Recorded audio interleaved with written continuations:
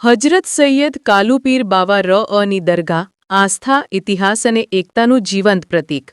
ભરૂચ જિલ્લાના જંબુસર તાલુકાના વેડજ ગામે આવેલી હજરત સૈયદ કાલુ પીર બાવા રઅની પવિત્ર દરગાહ આજે પણ શ્રદ્ધાળુઓ માટે આસ્થા અને વિશ્વાસનું અનોખું કેન્દ્ર બની રહી છે.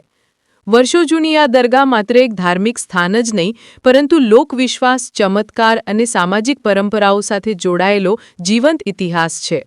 પ્રાપ્ત માહિતી મુજબ પ્રાચીન સમયમાં વેડજ ગામમાં સૈયદ સમાજ સહિત અન્ય મુસ્લિમ જાતિના લોકો વસવાટ કરતા હતા.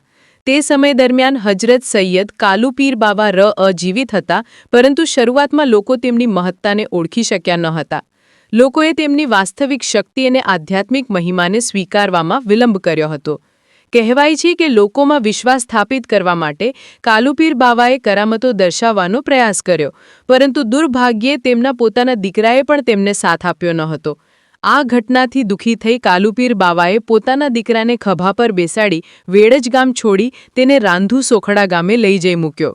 આ ઘટનાના પગલે સૈયદ સમાજના અન્ય લોકો પણ વેડજ ગામ છોડી રાંધુ સોખડા ગામે વસવા લાગ્યા.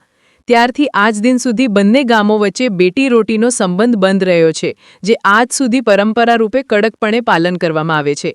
સ્થાનિક માન્યતા મુજબ રાંધુ સોખડા ગામના લોકો માટે વેડજ ગામનું પાણી પણ હરામ ગણાય છે, જે આ ઐતિહાસિક ઘટનાની યાદોને આજે પણ જીવંત રાખે છે.